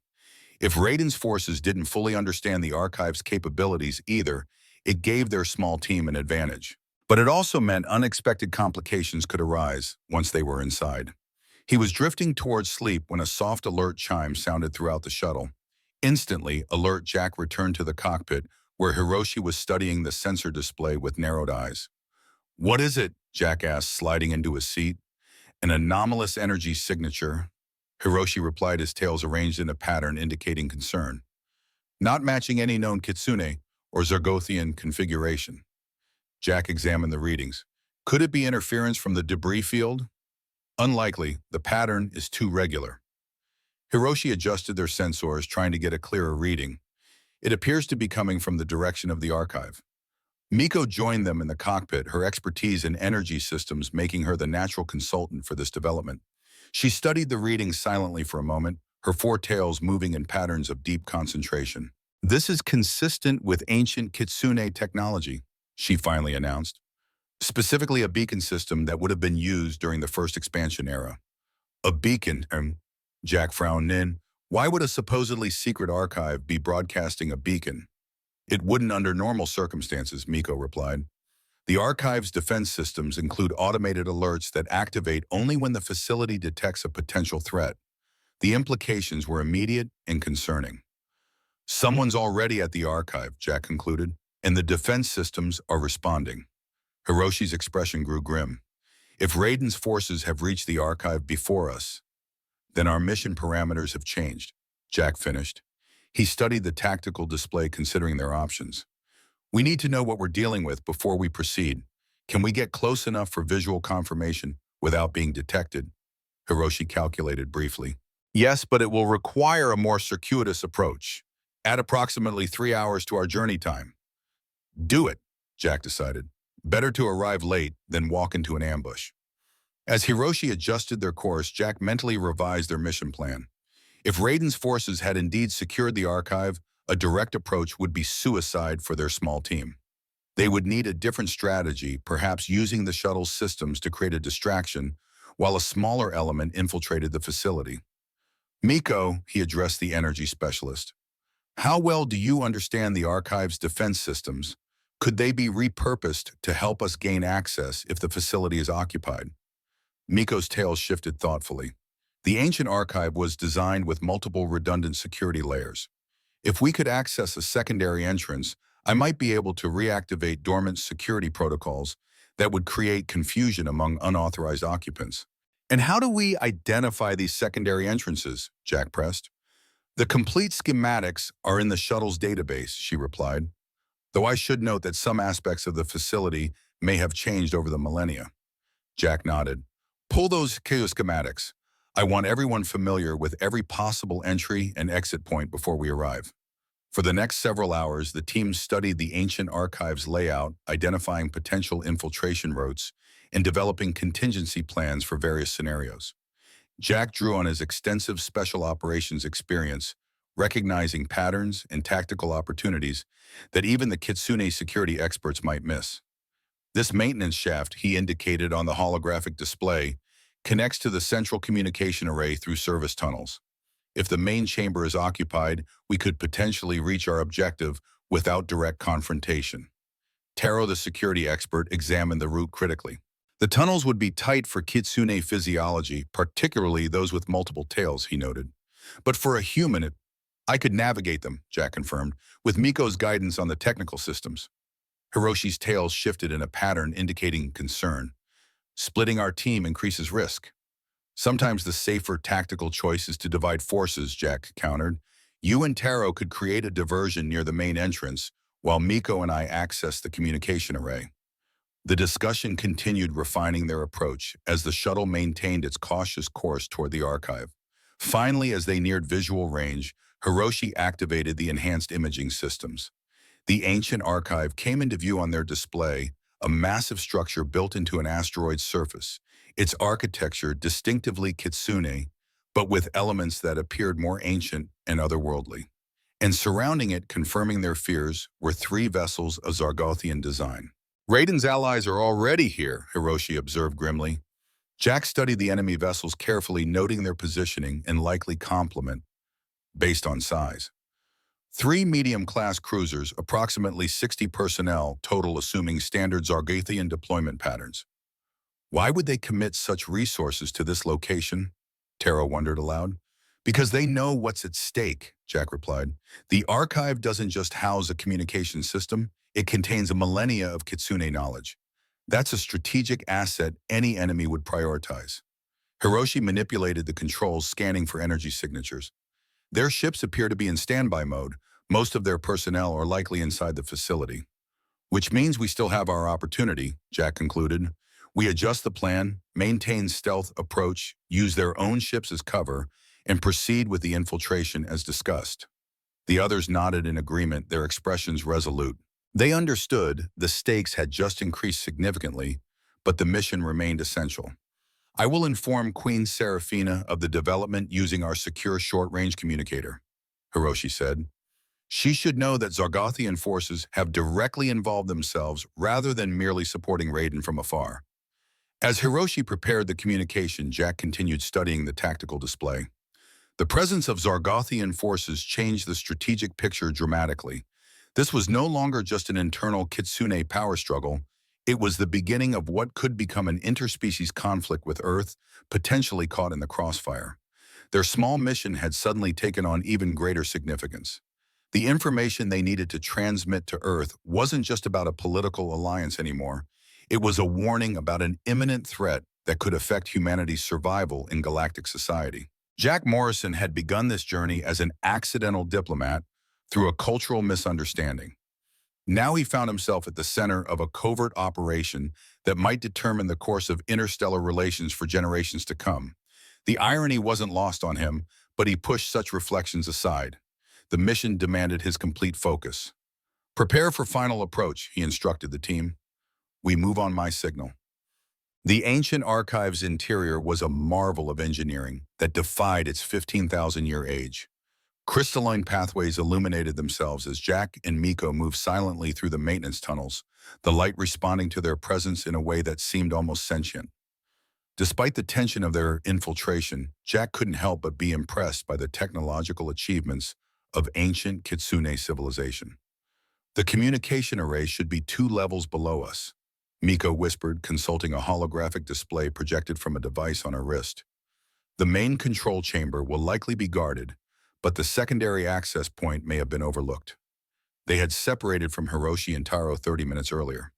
The other team was creating a diversion near the archive's main entrance, drawing Zargothian attention away from the deeper sections of the facility. Occasional echoes of energy discharge suggested they were succeeding in their mission. Jack moved with the practiced silence of a veteran special operator, his decades of experience evident in every calculated movement. Age had slowed him somewhat, but it had also given him patience and precision that compensated for lost speed. Miko followed close behind her white fur, making her nearly invisible against the crystalline surfaces in the dim light. They reached a junction where the maintenance tunnel branched in three directions.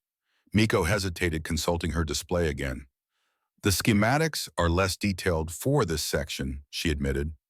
The original pathways may have been altered over the millennia. Jack studied the options, noting subtle differences in the crystalline structures. This one, he indicated the right path. The others show signs of disuse, dust patterns are undisturbed. Miko nodded, impressed by his observational skills. They continued down the chosen path, eventually reaching a vertical shaft with ladder-like protrusions embedded in its wall. 2 levels down, Jack confirmed, beginning the descent carefully. His wounded arm protested as he put weight on it, but he ignored the discomfort with practiced discipline.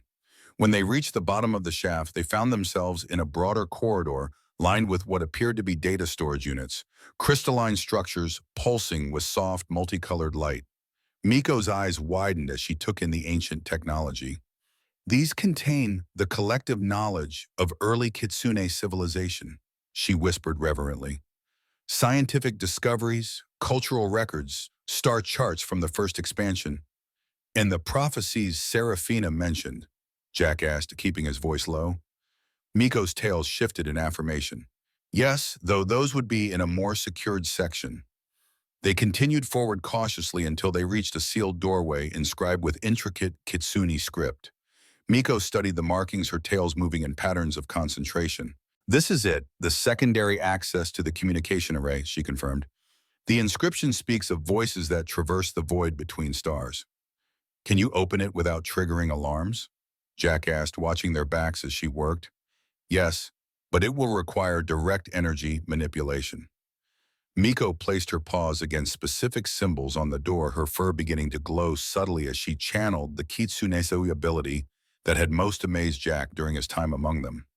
The door responded to her energy signature, the ancient symbols illuminating in sequence. There was a soft chime and the door slid open silently, revealing a chamber beyond. The communication array was unlike any technology Jack had seen before, not merely advanced, but fundamentally different in its approach. Rather than the mechanical components and transmission dishes he was familiar with, this system appeared to be built around a central, crystalline structure that resembled a small star suspended in a containment field and pulsing with inner light. The stellar voice, Miko explained in hushed tones. It communicates by creating temporary quantum entanglements across vast distances, undetectable and uninterceptable by conventional means. Will the Zargothians have found this room yet? Jack asked, scanning for signs of disturbance. I don't believe so. Miko examined the system. The control interfaces are active but unused recently. They would need specialized knowledge to operate this technology. Jack moved to secure the entrance while Miko approached the central controls. How long will it take to send Serafina's message to Earth? The system must first calibrate to Earth's precise coordinates. Miko explained, her paws moving across controls that responded to her touch with flowing light. Perhaps 10 minutes to establish the connection, then the transmission itself will be nearly instantaneous. Jack nodded, checking his weapon, a Kitsune energy pistol he'd been provided for the mission. 10 minutes, we can manage that. As Miko worked, Jack kept watch, his senses alert for any sign of approaching enemies.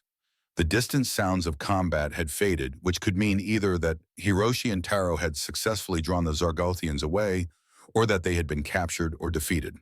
He pushed the darker possibility from his mind, focusing on the mission. If they could transmit Serafina's message to Earth, even the loss of their team would be an acceptable sacrifice given the stakes. I've established preliminary coordinates, Miko reported, after several minutes of intense concentration. The system is calculating the precise quantum resonance frequency for Earth. Jack was about to acknowledge when his instincts suddenly flared in warning. A subtle shift in air pressure, the faintest sound of movement from the corridor beyond. We have company, he whispered, positioning himself beside the doorway with his weapon ready. How much longer? 3 minutes minimum, Miko replied, her pause working faster. I cannot rush the final calibration, or the message may not reach its destination. Jack nodded grimly. Keep working. I'll buy you time. The approaching footsteps grew louder, multiple sets moving with military precision. Jack calculated quickly. Based on the sound, at least 4 hostiles, possibly 6. Poor odds, but he'd faced worse during his career. He readied himself as the first shadowy figure appeared at the doorway. A Zargothian soldier in full combat armor, reptilian features barely visible behind a tactical visor. Jack fired with precision, the energy burst striking the soldier where the armor joined at the neck.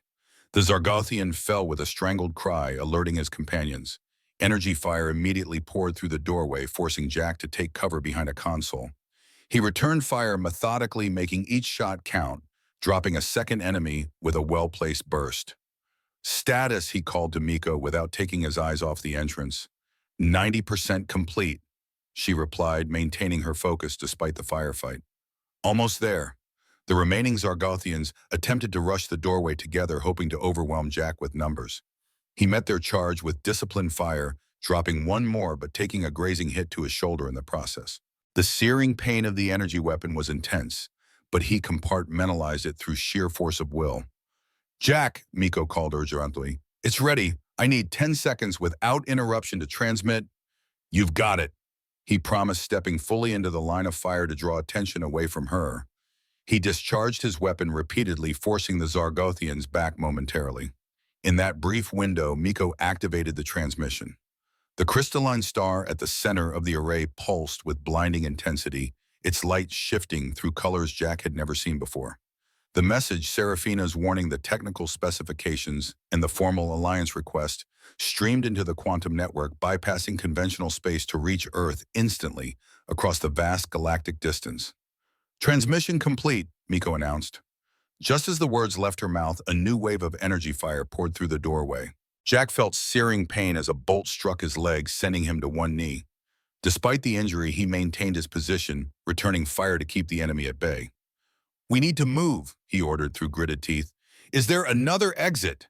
Miko rushed to his side, her medical training evident as she quickly applied a stabilizing field to his wound. Yes, a secondary maintenance tunnel. Can you walk? I'll manage, Jack assured her, forcing himself back to his feet. His military career had taught him to function through pain to complete the mission regardless of personal cost. As they prepared to retreat, a massive explosion shook the facility. The lights flickered momentarily and the sounds of renewed combat echoed from above.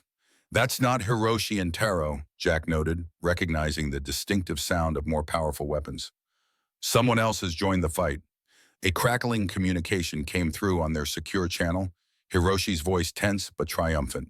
Morrison-san reinforcements have arrived. Queen Seraphina deployed the Royal Guard when she lost contact with us. They're engaging the Zargothians on the upper levels. Relief washed through Jack, though he maintained his tactical focus. Acknowledged. We've completed the transmission and are withdrawing from the communication chamber. One wounded. Understood. Extraction team is inbound to your position. With Miko's assistance, Jack limped toward the secondary exit she had identified. The mission was accomplished. Earth had received Seraphina's message and would now make its decision regarding the proposed alliance. Whatever happened next, the groundwork had been laid for cooperation against the Zargothian threat. As they made their way through the ancient corridors of the archive, Jack reflected on the journey that had brought him here. From an embarrassing diplomatic incident to a covert operation with galactic implications, all because he'd accidentally touched the wrong spot on an alien queen. Margaret would have found it hilarious. The thought brought a slight smile to his face despite the pain of his injuries. The fate of 2 civilizations had been altered by a simple gesture, misinterpreted across cultural boundaries. Now it remained to be seen whether the prophecy Seraphina had mentioned would culminate in salvation or destruction. But prophecies Jack had learned in his long military career were less important than the choices people made in the critical moments that shaped history, and he had chosen to serve as a bridge between worlds regardless of how that role had begun. As the sounds of the Royal Guard approaching echoed through the ancient halls, Jack Morrison, retired Navy SEAL, reluctant diplomat and accidental prophetic figure, prepared to face whatever came next with the same determination that had defined his life. The story of the human who had unintentionally proposed to the Fox Queen was far from over. 3 days after the mission at the ancient archive, Jack Morrison stood on the royal balcony of the Imperial Palace, watching the twin moons of Kitsune Prime rise above Mount Inari. His wounds had been treated with advanced Kitsune medical technology, leaving only a faint scar on his leg, to join the collection he'd accumulated over decades of service. The cool evening breeze carried the scent of night-blooming flowers from the gardens below, a peaceful contrast to the chaos they had recently survived. Earth has responded to our transmission. Seraphina's voice came from behind him. Jack turned to find the Fox Queen approaching, her nine tails flowing in a graceful pattern he now recognized as indicating cautious optimism. Unlike their previous meetings, she wore neither formal regalia nor practical combat attire, but a simpler robe of deep blue that reminded Jack of Earth's oceans. The change seemed symbolic, a meeting not as ruler and diplomat, but as two individuals who had faced death together. Good news or bad?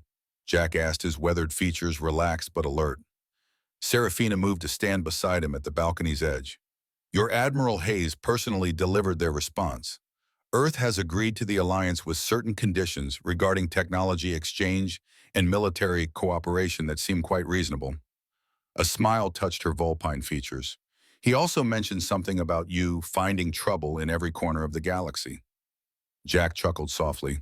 Hayes knows me too well. He gazed out at the cityscape below, lights beginning to illuminate the elegant Kitsune architecture as evening deepened. And Raiden, cornered in the 7th province with his remaining loyalists. Without Zargothian support, his rebellion is collapsing.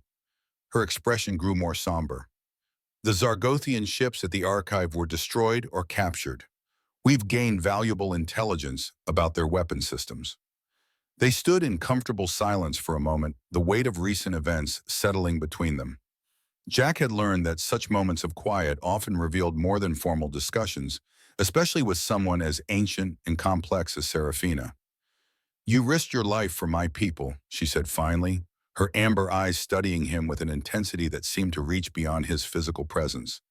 The prophecy spoke of a choice that would determine whether our alliance brought salvation or destruction. I believe you have made that choice.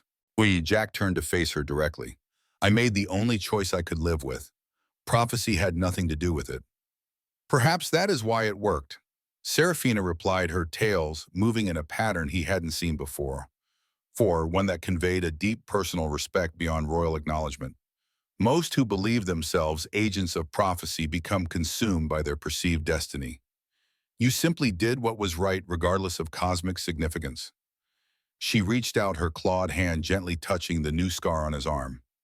The formal term of your cultural liaison assignment has 5 months remaining. She noted a question implicit in her statement. I imagine Earth will want me to help coordinate the alliance details. Jack replied, understanding the unspoken query. Unless you've reconsidered having an aging human underfoot in your palace. Seraphina's laugh was like wind chimes in the evening breeze. On the contrary, the Kitsune value age and experience, Jack Morrison, and few have experienced what you have. Her expression grew more serious. Besides, we have unfinished business. The accidental proposal, Jack acknowledged with a slight smile. Not so accidental, perhaps, in the grand design of things. Seraphina's tails swayed in a pattern he now recognized as indicating thoughtful contemplation. Among the Kitsune, the most profound bonds are not formed through grand ceremonies or political arrangements, but through shared trials and mutual sacrifice. Her eyes met his directly. By those measures, we have already begun something significant. Jack considered her words carefully. At 65, with most of his life behind him, he had never expected to find himself building bridges between worlds or forming a connection with a being nearly a millennium old. I'm not sure what to call this, he admitted, honestly gesturing between them. It's not in any diplomatic handbook I've ever read. Then we shall write our own, Seraphina replied, her expression softening. The alliance between our peoples need not be merely political. The prophecy speaks not just of salvation from external threats, but of a new understanding between different ways of being. She extended her hand in a gesture that blended human and Kitsune traditions, not a royal offering, but an invitation between equals. Walk with me in the garden, Jack Morrison. We have much to discuss about the future both of our peoples and perhaps our own. Jack took her hand, feeling the unusual warmth of her touch and the careful restraint of her claws against his skin. "I'd like that," he said simply. As they descended the steps toward the moonlit royal garden, Jack reflected on the strange journey that had brought him here. An accidental touch, a cultural misunderstanding, a diplomatic embarrassment, transformed through courage, honor, and understanding into something that might reshape the galaxy.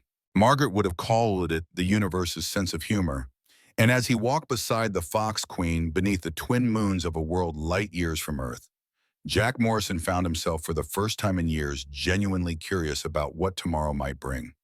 Behind them, the stars shone down on Kitsune Prime, the same stars that had witnessed the writing of an ancient prophecy now unfolding in ways no one could have predicted, through the unlikely bond between a retired human soldier and an ageless alien queen.